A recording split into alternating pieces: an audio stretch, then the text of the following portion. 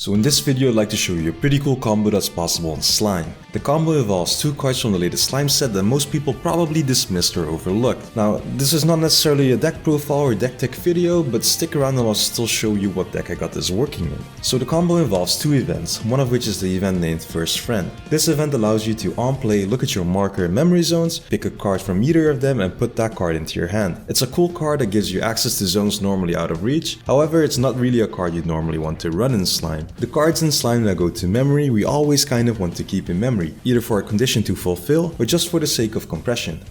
Cards that gain markers usually have some kind of use for the marker, like the 1/0 Rimuru from set 1, and we don't really want to delay those effects by forcing the marker to hand. Most of the times the cards in either zone are character cards anyway, and we have many better ways of getting characters to hand. However, things do change a bit if we run the second event I have here, which is the Calamity class Charybdis. And this card is really fun, but also kinda jank. On play it goes to memory, and then every following turn that this card is in memory, you are forced to choose a card from your waiting room and put it face down into your memory. Once you do get 3 face down cards in memory, you put all of them including the event into the waiting room and then deal 3 damage to your opponent. It also has a secondary effect where your opponent can pay 2 stock to delay the countdown, but that doesn't really matter for this combo. By now it should be clear where this is going. None of these cards actually have restrictions to what card can be targeted. This means that the Charybdis event allows us to send other events or even climaxes to memory face down, and the First Friend event is allowed to pick any card as long as it's in one of 2 specified zones, even face down cards in memory. With this combo we thus have access to cards that are otherwise really hard to get out of our waiting room. Now sending climaxes to memory feels really weird to do even if we are planning on adding them to hand as soon as possible, and I'm sure most opponents will be a bit surprised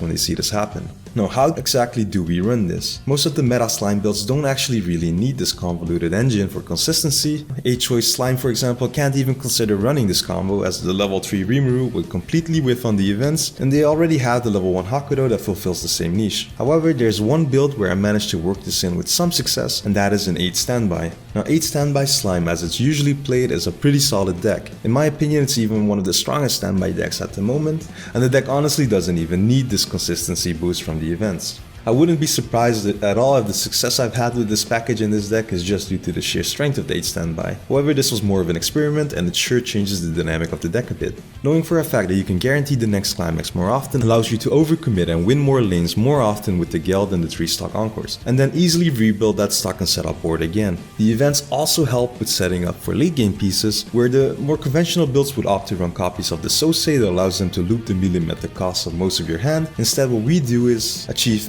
almost the same thing by putting our desired card into memory from waiting room, which in the case of an event or climax would mean it's already out of reach anyway, and now any 1/0 event left in deck would be considered a successful hit for the top check 3 Milim.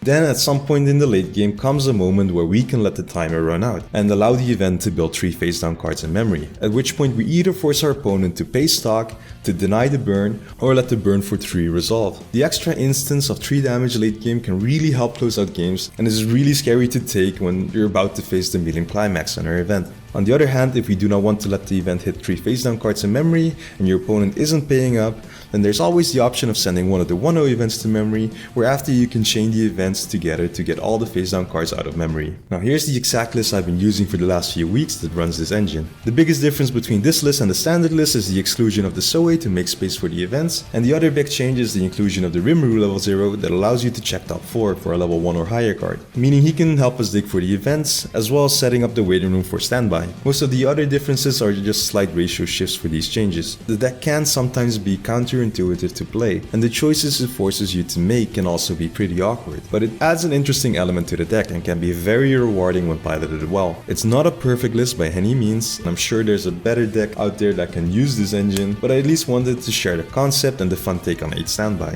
I'm honestly curious if anyone else is interested enough to experiment with this. That was it for now. If you enjoyed this video, please like and subscribe. If you tried the deck out or have some questions, suggestions or ideas, then please also let me know in the comments, and I'll see you next time.